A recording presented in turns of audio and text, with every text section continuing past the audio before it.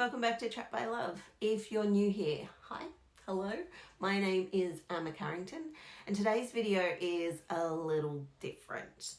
As you can probably hear, I'm still not 100%, but since I've been unwell, I've been watching YouTube kind of in a different way. I usually only ever watch true crime or maybe some Brad Mondo, and each week I sit down with my daughter and we watch Mariah Elizabeth, because who doesn't love a good squishy makeover? Come on. But since I've been sick, I've sort of got caught up, first of all, with the whole Will Smith, Chris Rock slap business, which of course then led me down the Will Smith, Jada Pinkett Smith rabbit hole. And now with the whole Johnny and Amber trial, I have to ask, what is happening in Hollywood, you guys? I don't know. I want to know what you guys think about all of this. Is it me, or are these men being totally manipulated by the women in their lives? I don't know. I mean, I've always been a huge Johnny Depp fan, and I remember crying when I was about 8 or 9 when I heard that he was leaving 21 Jump Street. It was devastating to me, as if I was never going to see him again. And when I initially heard the accusations about DV, I thought, well, I guess you really never know someone, right? But the man is nearly 60 and no one has ever had anything even remotely like this to say about him in the nearly 40 years that he's been in the public eye. And that strikes me as odd, along with the fact that anyone he's ever been involved with has come out in defense of him and his character. Both Will Smith and Johnny Depp both seem to be in these really horrible, coercive, manipulative, gaslighty relationships. That's my perception at this point. I mean, not everything's out there from what we can see. I haven't listened to the full 5-hour audio of Johnny and Amber. I have listened to, I think, over 2 hours of it. It is quite triggering for me. I've been in those arguments, those circular arguments, in my own abusive relationship, and I've been stuck for 8 hours trying to find a resolution and then trying to get away, and just there is no escape. I know the brain damage, and listening to it and hearing him just trying to rationalize with an irrational person is just, it's heartbreaking.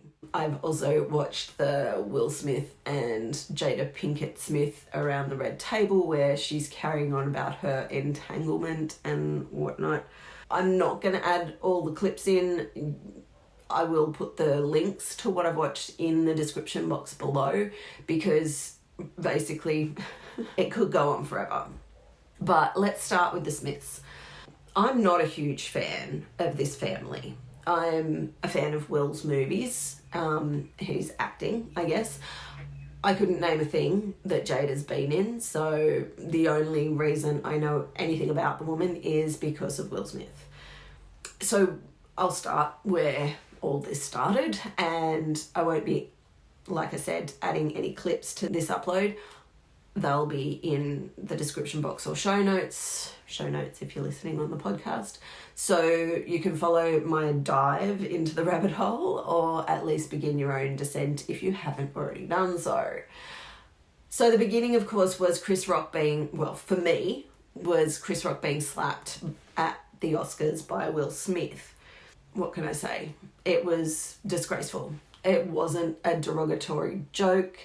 It went over most everybody's head and would have been forgotten in the next breath had Will not felt he needed to react the way he did. Now, even before I did any research into this, I thought what he did was wrong. While everyone was up in arms that Chris Rock was making fun of her alopecia, no, he wasn't. To my mind, Chris had just poked fun at another couple. I don't even know who they were, which then led him to Will, saying Will better win, blah, blah, blah. And then he included Jada, basically making her relevant in the conversation. My argument is, one, you can't see any alopecia bald spots on her head. like at all. She looks like she has even stubble all over her head. Number 2, who's to say Chris Rock knew anything about her condition? I didn't. I mean, I don't think 2/3 of the world did, or even more. Let's face it, nobody's worried about Jada Pinkett Smith's head. Thirdly, how is taking offence helping anyone else who is suffering with the condition to feel strong and confident? Like, wouldn't you want to just brush it off? It's like, okay, well, no, she takes offence. It's like, this is some horrible, awful thing. He did not even mention alopecia. He didn't even mention a head. Let's be frank. And number 4, she has more than enough money to be able to wear whatever hair she wants. So really, Jada, pull your head in. I'm sorry, I'm on a rant. I have lived my whole life with a bald spot right here by my hairline. Right at the, like, there is literally like wispies in front of it. So anytime I try to put it up, I have to make sure that it is covered, because there's been many times in school that people are like, oh my gosh, she's losing her hair, she's got leukemia. That's kind of not how it works. But anyway, so I know all about having to work around not showing scalp when you don't want to. It's not the reason I wear wigs, by the way. If you watch any of my other videos, you'll probably notice that my hair changes quite regularly. This is my actual hair. And this silver along the front is generally why I will wear hair helpers. But anyway, back to my point. The fact that she was offended was ridiculous. What Will did was beyond ridiculous. But then I started to hear about an affair with her son's friend, and a letter from her daughter begging dead Tupac to come back so she and mummy can be happy. And as I watched more and more of these videos of Jada, I realised just how manipulative she was and just how broken Will was. Then for her to put out a statement which basically just threw him under the bus, saying, yep, he overreacted. He knows he overreacted. I know, we all agree he overreacted. Then she's out having a great old time while he's away in rehab or wherever he went to. This woman is just toxic. By the way, a few days before the Oscars, she put out on TikTok, quote, I don't give 2 craps what people feel about this bald head of mine, because guess what? I love it. End quote. Why are you taking offence? If y'all love your hair, or lack thereof, why are you taking offence when no one's even mentioned your hair? Anyway, I'm moving on. Now, there are all these videos going around that Jada is a narcissist and that Will has been emotionally abused for years. I can say right now, after watching the Entanglement Red Table Chat, I do not doubt for a minute that she saw Will laughing at the benign joke and gave him a look that made him jump to action, only to say in the aftermath that he knows he was wrong. The statement then goes on to say that she doesn't need anyone to stand up for her. She's a strong, independent woman, or some such hooey. The woman is a witch with a B. And now that Will has resigned from the academy and been banned from the ceremony for the next 10 years, there are rumours that she wants a divorce. Seriously? Way to kick a man when he's down and when you are the reason that he's down. Really bad look, Jada. Really, really bad look. The whole way around. She is just a bad look the whole way around. But I'd like to hear the other side of the story, if there is one, because the Will and Jada thing has been really hard to watch. There's one video where he asks her not to record him without asking him first. Again, I'll link it below.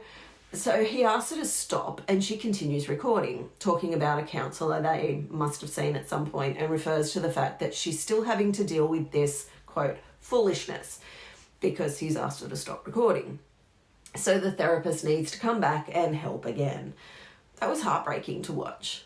Now, somebody said in the comments that the video was basically right after he'd initiated his Instagram or something. So it was sort of a bit of a facetious remark, like my social media is my bread and butter, blah, blah, blah, like, because he's a mega movie star.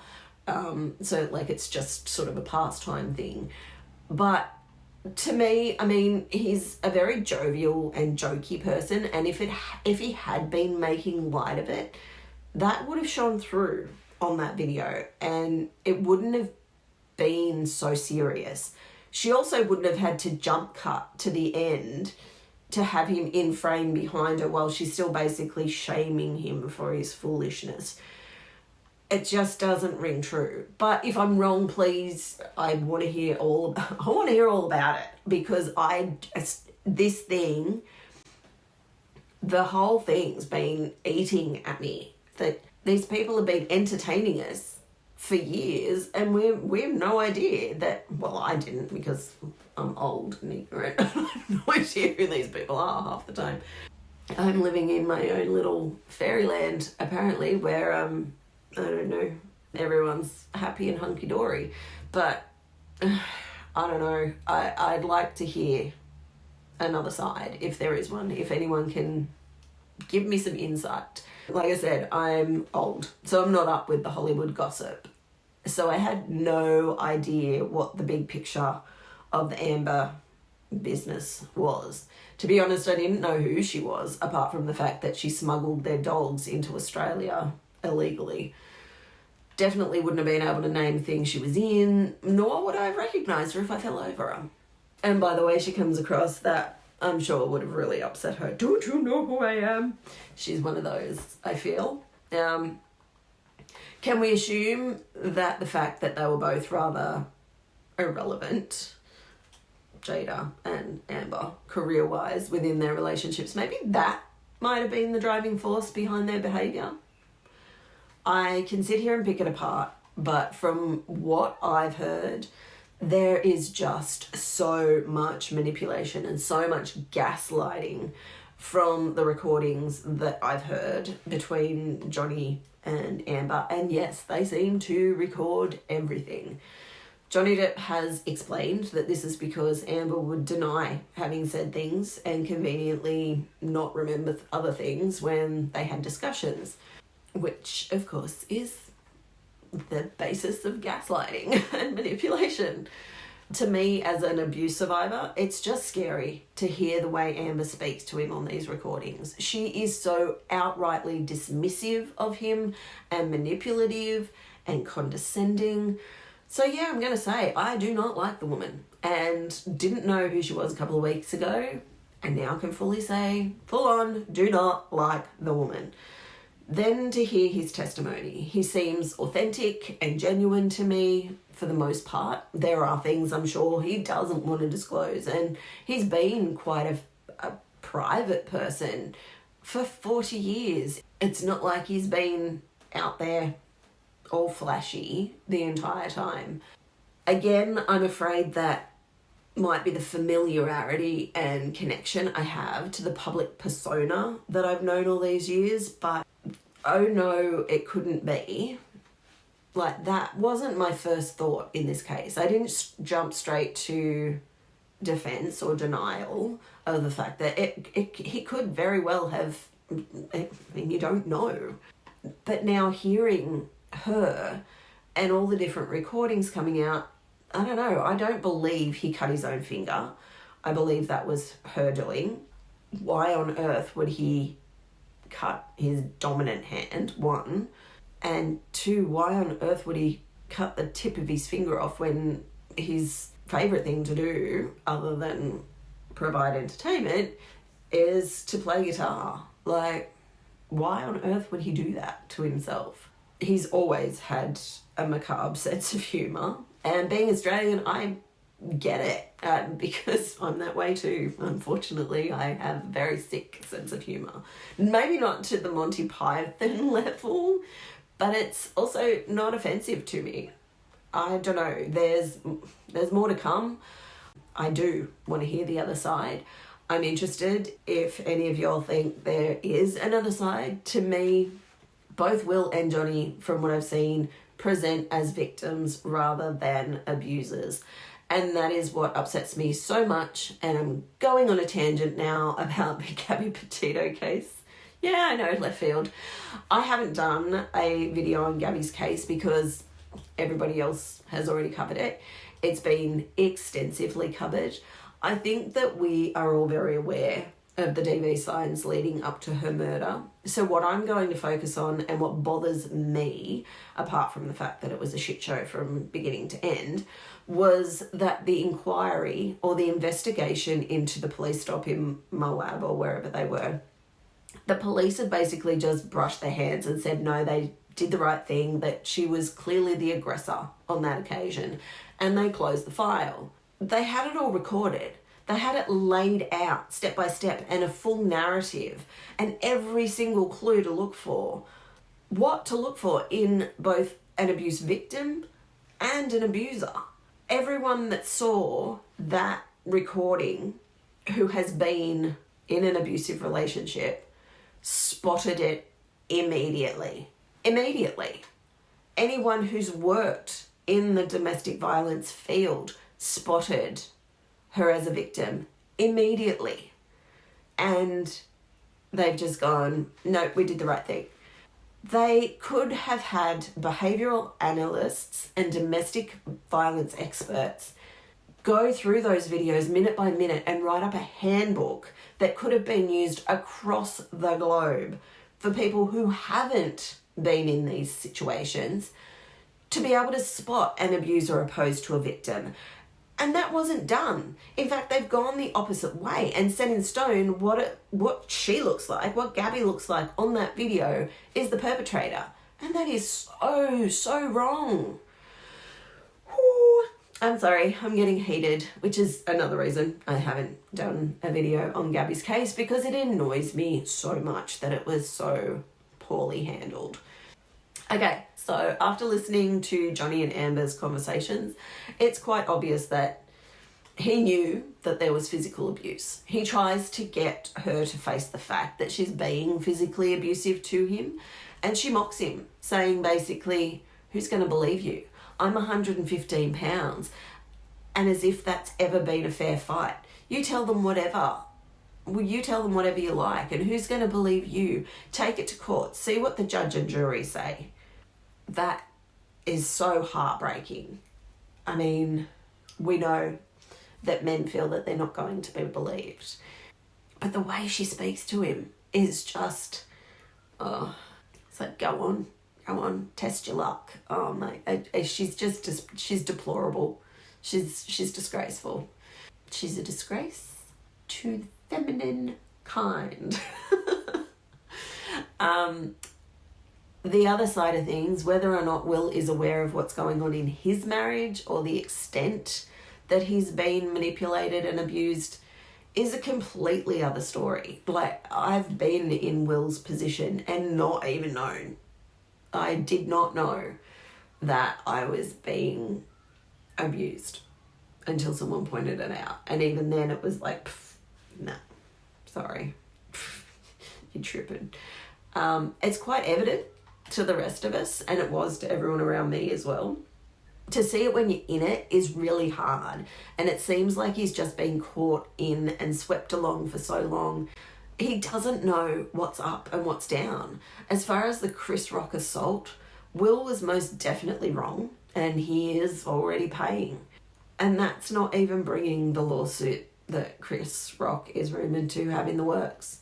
As I've said, I have always been a Johnny Depp fan, and I remember an interview, oh my gosh, so many years ago, where the interviewer basically referred to him as a professional actor or a serious actor or something along those lines, and he sort of just laughed and said, no, I don't take myself that seriously.